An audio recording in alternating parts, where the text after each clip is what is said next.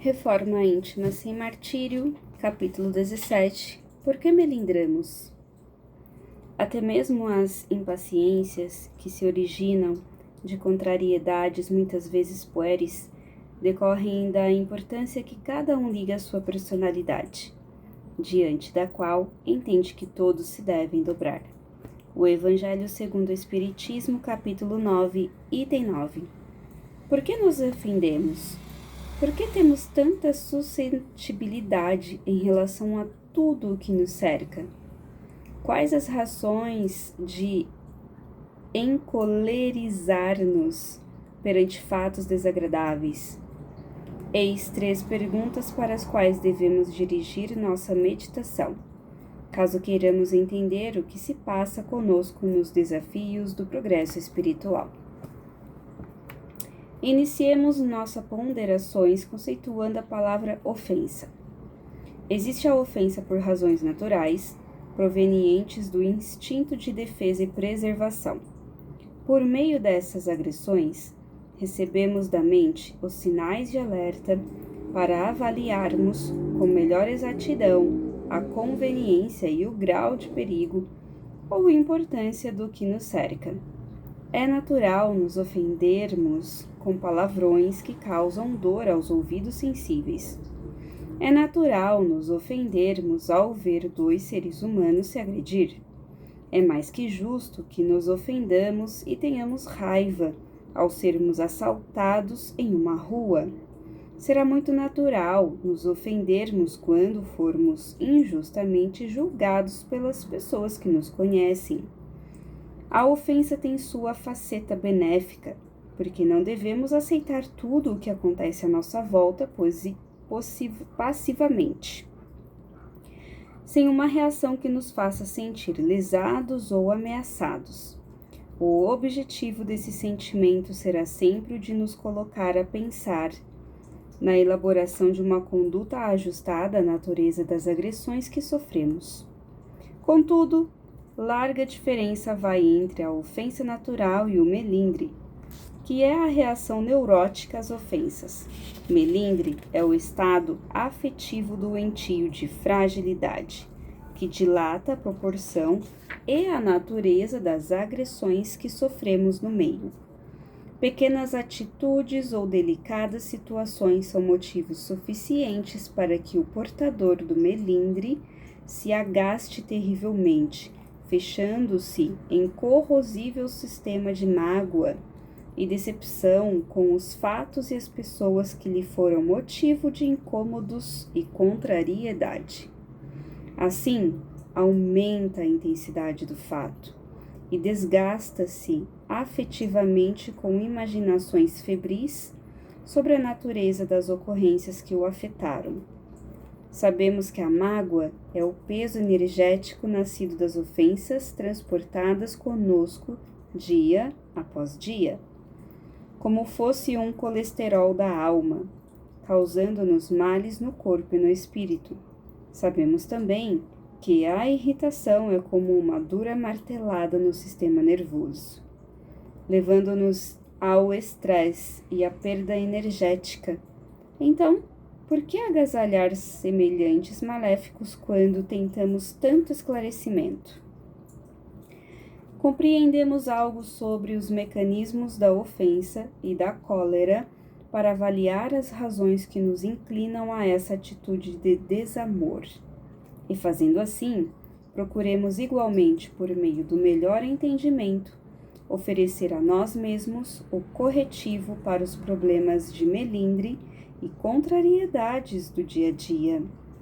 Primeiramente, deixemos claro que na raiz do melindre e da ofensa está o orgulho. Vejamos o que nos diz a codificador a esse respeito. Julgando-se com direitos superiores, melindramos-se com o que quer que, a seu ver, constitua ofensa a seus direitos. A importância que, por orgulho, atribui à sua pessoa. Naturalmente, o torna egoísta. Allan Kardec, Obras Póstumas, primeira parte. O egoísmo e o orgulho, página 225, 25ª edição. O que está por trás da grande maioria das ofensas humanas são as contrariedades, ou seja, tudo aquilo que não acontece como se gostaria que acontecesse. Contrariar, para a maioria das criaturas, significa ser contra aquilo que se espera, ser nocivo aos planos pessoais, ser prejudicial, ser desvantajoso.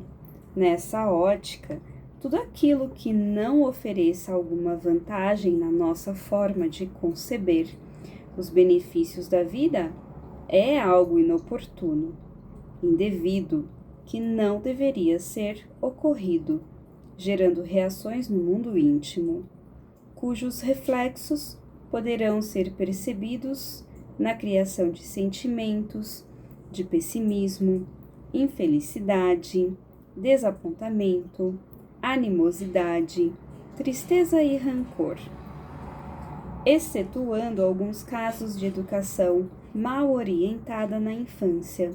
Esse vício de não ser contrariado foi adquirido pelo espírito em suas diversas experiências reencarnatórias, nas quais teve todos os interesses pessoais atendidos a qualquer preço. É o velho hábito da satisfação plena dos desejos, da personalidade que, dispondo de poder e recursos, não hesitou em colher sempre para si mesma os frutos dos bens divinos que lhe foram confiados nas anteriores experiências.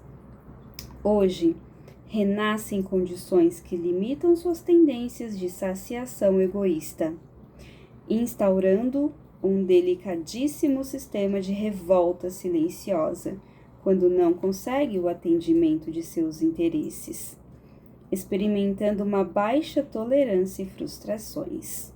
Essa revolta é o movimento interior de repúdio da alma aos novos quadros de vida a que é lançada, nos quais é compelida pela força das circunstâncias a aprender a obediência aos ditames da lei natural, nem sempre afinados com seus gostos e aspirações individuais.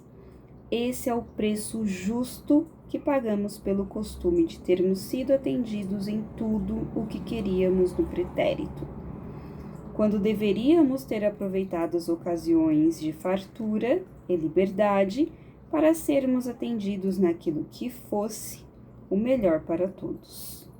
Assim, a alma passa hoje por uma série de pequenas ou grandes situações na vida, ofendendo-se e irritando-se com quase todas, desde que contrariem seus interesses individualistas. Um singelo ato de esquecer um documento, ou ainda o simples fato de não ser correspondido num pedido a um familiar, ou mesmo não ter sido escolhido para assumir a presidência da tarefa espírita.